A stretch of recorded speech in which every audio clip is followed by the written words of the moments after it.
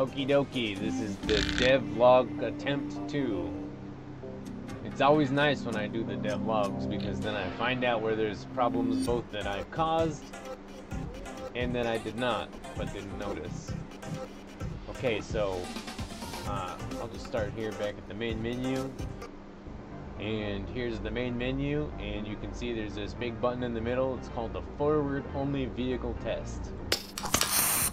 So I made a video already one time and I was trying to talk and stuff, but in my video I did explain, I'm not going to post it, that I did not practice flying this vehicle yet, and I'm very conditioned to the other vehicle.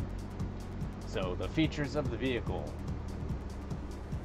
are, it flies only forward. So it has 3 degrees of rotation. You can yaw, you can roll, and you can pitch. But you can only accelerate forward. That's the name of the forward only vehicle. So this vehicle has a few cameras that are important for the operation of the vehicle. The first one is the same as the normal SPV camera, it's fixed in place. But as you can see, there's a camera module on the top. It goes 360 degrees here. So to fly this vehicle through hoops and stuff, you're going to need to see, depends. There's going to be times where you might want to see behind you. And for approaching while decelerating, the acceleration is not always that powerful with this vehicle. Of course, you can turn it up, but sort of the gameplay orientation wants to include like approaches to things. So when you're moving on an approach, you want to be able to turn around.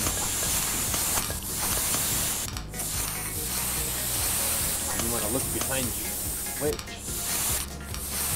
is possible, but in addition, the behind you camera can look around. And you might notice, if you saw my video earlier with the snap look camera, that it used to be a lot more bouncy. And I don't know if I talked about this in another video. Now I'm kind of thinking maybe I did actually talk about it. So now I can see where I'm going, and I can aim my tail correctly, and I can change it just the right amount. My controls are all backwards when I'm looking backwards, and I'm not coordinated for it yet.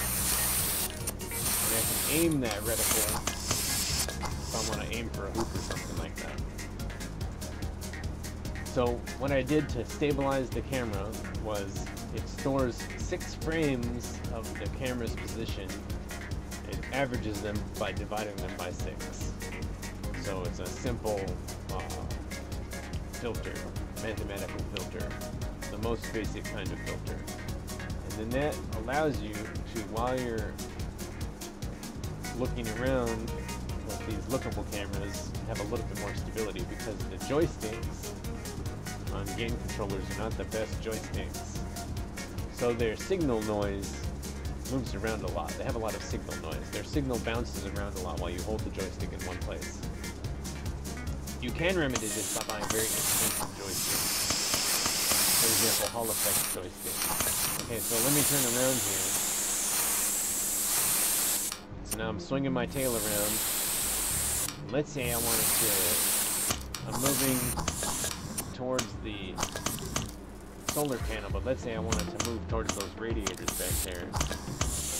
Well, then I can aim my tail,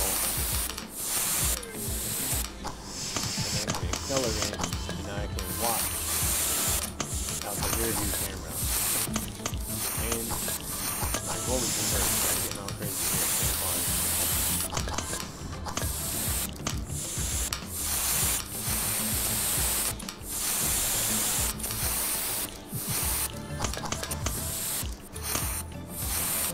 Also, my pitch is reversed. When you look out the back of the camera, then your pitch is reversed and your roll is reversed.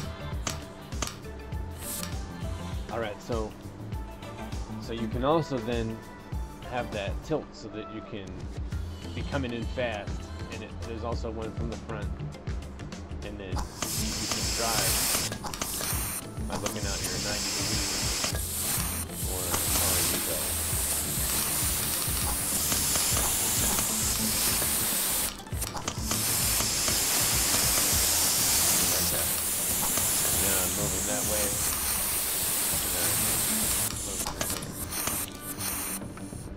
Okay, so it's called the forward only vehicle.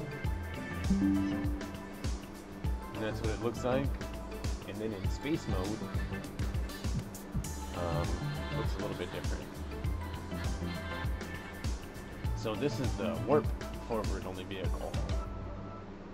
I don't know what I'm going to call it yet.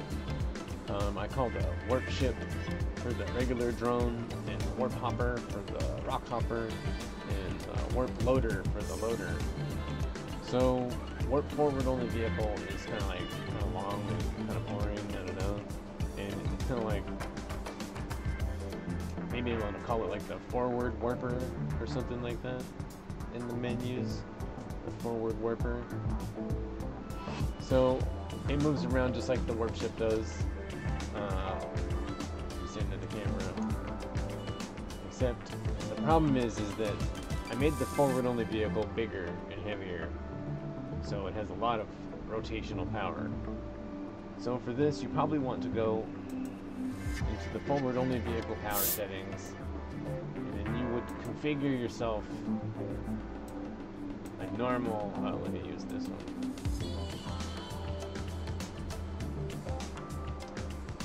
Yeah, I'll just use very easy for now. And that way, when you want to drive the warp hopper, the warp ship, then you can toggle to whatever power setting that has the rotation that suits your easy navigation, so that you can fly around and you can place hoops and build your races just like you build races. And then you can switch back, get to your camera, put it back on normal, and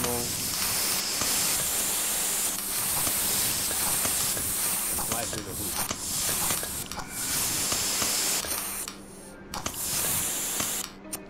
So I'll try to come around the side of it, go back through the other way.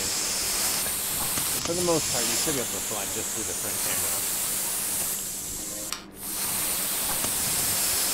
And of course, you can crank up the rotational power to 90 million. There's also the double rotation, that gives you some more rotation just on the toggle. And then also the half rotation.